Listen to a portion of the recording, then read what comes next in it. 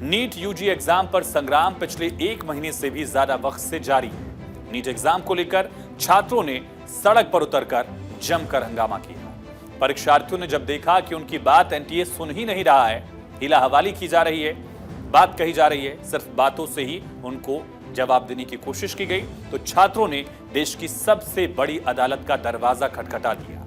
NEET exam को लेकर supreme court ने आज तीसरी बार सुनवाई की। खुद सीजीआई के बेंच में सुनवाई हुई। सुप्रीम कोर्ट ने नीट में गड़बड़ी से जुड़ी 40 याचिकाओं पर सुनवाई की और इस दौरान सुप्रीम कोर्ट ने एक बड़ा आदेश दे दिया है। सुप्रीम कोर्ट ने स्पष्ट कहा, पूरे नतीजे ऑनलाइन जारी किए जाएं। शनिवार 12 बजे तक नतीजे जारी किए जाएंगे और परीक्षा केंद्र की जानकारी भी शहर वाइज साझा की जाएगी। छात्रों की पहचान सार्वजनिक नहीं होगी। साथ ही बिहार की पुलिस से जांच पड़ताल की जो रिपोर्ट है वो भी सुप्रीम कोर्ट ने तलब की है। क्या आदेश है समझिए। पहला बड़ा पहलू है कि सोमवार को इस मामले को लेकर सुनवाई होगी और माना जा रहा है कि सोमवार को फाइनल फैसला सुप्रीम कोर्ट की तरफ से सुनाया जा सकता है। आज सुनवाई में क्या हुआ? आज सुनवाई में सुप्रीम कोर्ट ने आदेश दिया है कि शनिवार 12 बजे तक बिना छात्रों की पहचान साझा किए, बिना छात्रों की पहचान को पब्लिक किए उन तमाम रिजल्ट्स को जारी किया जाएगा। सभी के रिजल्ट जारी होंगे, जिसने क्वालिफाई किया उसके भी, जिसने क्वालिफाई नहीं किया वो भी।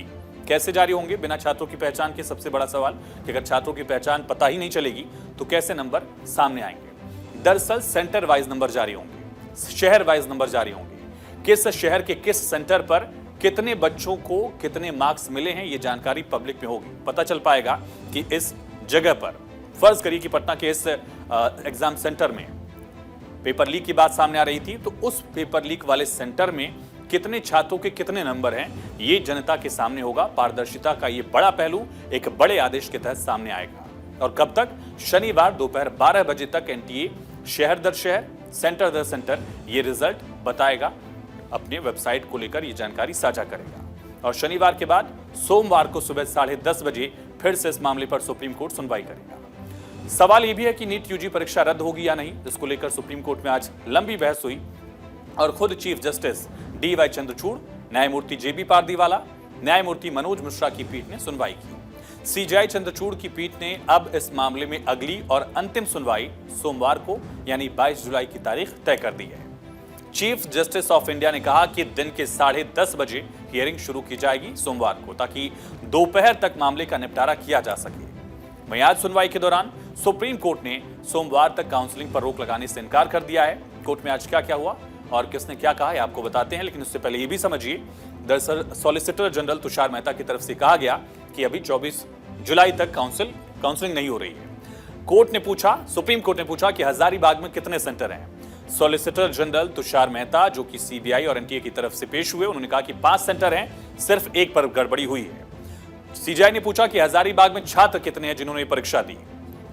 तुषार मेहता कहते हैं कि 5 केंद्रों में 2736 उम्मीदवार थे। कोर्ट ने पूछा कि इन 2736 में से 1.8 लाख में कितने उम्मीदवार हैं। हम देखना चाहते हैं क्योंकि हजारीबाग और पटना में गड़बड़ी हुई है। सुप्रीम कोर्ट ने कहा कि क्या सीबीआई ने सॉल्वर्स को गिरफ्तार कर लिया है।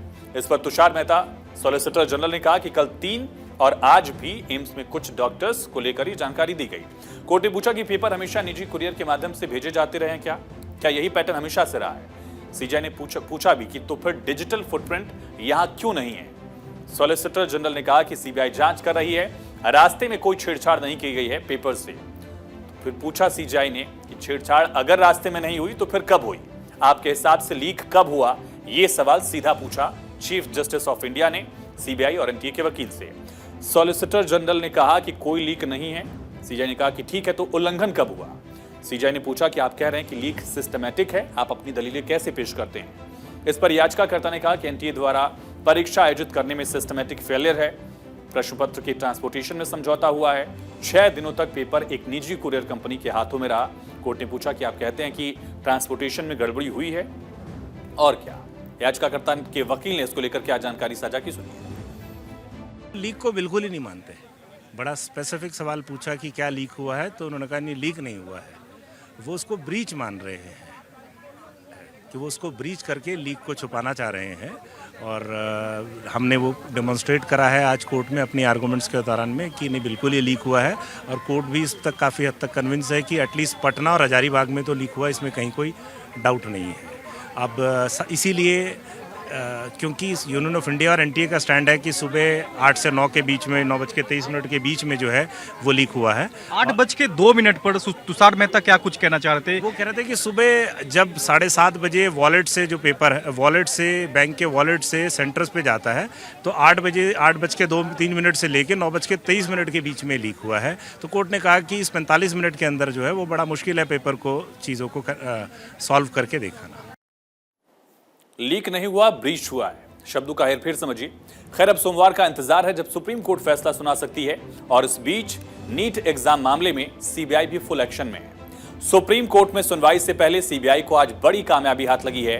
सीबीआई पेपर लीक गिरोह के सॉल्वर कनेक्शन तक पहुंच गई है और इस मामले में केंद्रीय जांच एजेंसी सीबीआई ने पटना एम्स के 4 डॉक्टर्स को भी हिरासत में लिया है। सीबीआई ने पटना एम्स के 4 मेडिकल स्टूडेंट्स को हिरासत में लिया, पूछताछ की है। सीबीआई डॉक्टर्स को पूछताछ के लिए अपने साथ लेकर गई है। इनका नाम है चंदन कुमार, राहुल कुमार और करण जैन। 2021 बैच के छात्र हैं। कुमार शानू 2022 बैच के छात्र हैं, अलग बैच के हैं ये चारों छात्र एम्स के, पटना एम्स के। फिलहाल सीबीआई से लगातार इनका राब्ता हो रहा है, सीबीआई पूछताछ कर रही है। सीबीआई ने चारों छात्रों के रूम्स को भी सील कर दिया है, लैपटॉप और मोबाइल फोन जब्त कर लिया है। डेटा खंगाला जा रहा है कि सॉल्वर गैंग से क्या इनका कोई कनेक्शन है, जो भी आरोपी पकड़े गए हैं उनसे क्या उन्होंने फोन पर बात की, क्या कोई डिजिटल फुटप्रिंट भी है, डिजिटली का ये कनेक्ट है। तमाम जांच पड़ताल जारी है और पैरेलली सीबीआई की एक टीम इन चारों डॉक्टर से पूछताछ कर रही है कि क्या ये सॉल्वर गैंग से डायरेक्ट जुड़े तो नहीं थे। पेपर लीक मामले में 4 छात्रों के सीबीआई हिरासत में लेने पर पटना एम्स के डायरेक्टर शॉक्ड हैं। उन्होंने कहा कि हमारे लिए ये चौंकाने वाली बात है। हमारे स्टूडेंट्स है, इसीलिए हमें तो एक माने दुख की बात है कि ऐसे हमारे स्टूडेंट्स इसमें इन्वॉल्व हैं। अभी तक तो मुझे जानकारी नहीं है उनका क्या इन्वॉल्वमेंट है, ये सचमुच दोषी हैं कि नहीं, क्योंकि स्टूडेंट का जो रिपोर्ट आया उसके बाद हम इनको पर्सनली अभी तक कांटेक्ट नहीं कर पाए हैं। तुरंत सीबीआई इनको लेके चले गए हैं। ये जो वापस आ जाएंगे, सीबीआई को जो सीबीआई रिपोर्ट आएगा उसके बाद हम भी एक इन्वेस्टिगेशन करेंगे। अगर ये सचमुच दोषी हैं, एम्स प्रशासन की तरफ से जरूर कार्रवाई होगा। तो पटना एम्स डायरेक्टर ने साफ कर दिया है कि अगर इन 4 छात्रों की संलिप्तता पाई जाती है इस पेपर लीक मामले में या सॉल्वर्स में, तो उनके खिलाफ सख्त एक्शन लिया जाएगा। लेकिन सोचिए, अगर ये आरोप, ये जिस बिना पर पूछताछ हो रही है, आगे कनेक्शन जुड़ते हैं, तो किस लेवल पर ये पूरा नेक्सस था। एम्स के डॉक्टर्स, एम्स के स्टूडेंट्स जो हैं, वो भी इस मामले को लेकर एक तरह से आरोपों से घिरे हुए हैं। वहीं सीबीआई ने नीट पेपर लीक होने से लेकर उसे सेटिंग करने वाले अभ्यर्थियों तक पहुंचाने का जो पूरा नेटवर्क था वो जोड़ा है। पेपर ले जाने वाले ट्रक से पर्चा उड़ाने वाले पंकज को भी सीबीआई पकड़ चुकी है, जिसका हजारीबाग के ओएसएस स्कूल के प्रिंसिपल से भी कनेक्शन मिला था। पटना से सीधे हजारीबाग का कनेक्शन। हजारीबाग के इसी स्कूल से पेपर संजीव मुखिया तक पहुंचा और मंगलवार को ही नीट पेपर लीक मामले में सीबीआई ने 2 और लोगों को गिरफ्तार किया था। एक गुनहगारों के बारे में भी आपको बताते हैं, ये भी बताते हैं कि आखिर किसने क्या किया, किसका क्या किरदार था और कैसे कौन इस पेपर लीक में फंसा। पंकज जो है उसने ट्रक से पेपर लीक करवाया, सबसे पहला किरदार है। राजू पंकज का मददगार है, उसने पंकज की मदद की। एहसान उल हक ओएसएस स्कूल का प्रिंसिपल, जिसको गिरफ्तार किया गया था, पूछताछ लंबी की गई। संजीव मुखिया, जिसने इसी प्रिंसिपल से पेपर लिया और उसको आगे बढ़ाया। रॉकी पेपर लेता है, वो संजीव मुखिया से पेपर सॉल्व करवाया गया। इसकी तरफ से रॉकी ने पेपर सॉल्व करवाया। दरअसल चिंटू ने सॉल्व पेपर को सेफ हाउस पहुंचाया, जहां छात्रों को रटवाया गया, उनको सवाल बताया गया, उनको जवाब बताया गया। ये पूरा काम किया चिंटू ने। सीबीआई मोर्चा संभाले हुए कार्रवाई कर रही है, जांच पड़ताल का दौर जारी है। पटना से लेकर हजारीबाग और गुजरात तक इसके जो भी कनेक्शंस मिले उसको लेकर सीबीआई लगातार एक्शन मोड में है।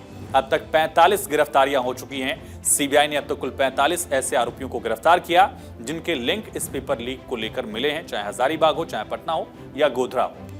और नीट यूजी रिजल्ट आने के बाद 4 जून से एनटीए के खिलाफ प्रदर्शनों का दौर भी जारी है। केंद्र सरकार ने 22 जून को नीट केस की जांच सीबीआई को सौंपी थी।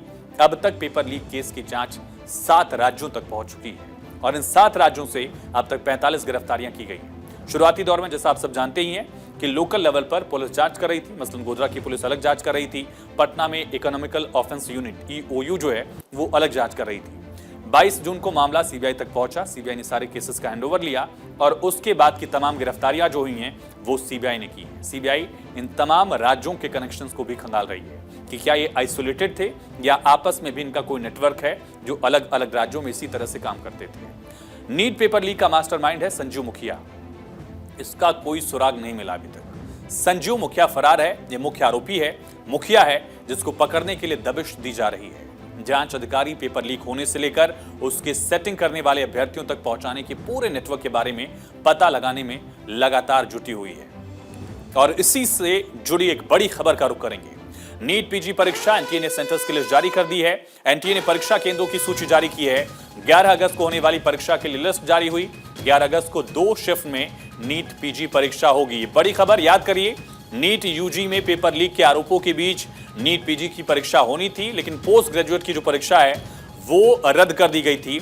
अब इसको लेकर आगे कवायद शुरू हो गई है और इसी बीच जानकारी यह है कि नीट पीजी परीक्षा को लेकर एनटीए ने सेंटर्स की लिस्ट जारी कर दी है। परीक्षा केंद्र कहां होंगे, कौन सा होगा, कितने स्टूडेंट्स होंगे, उसको लेकर जानकारी साझा की गई।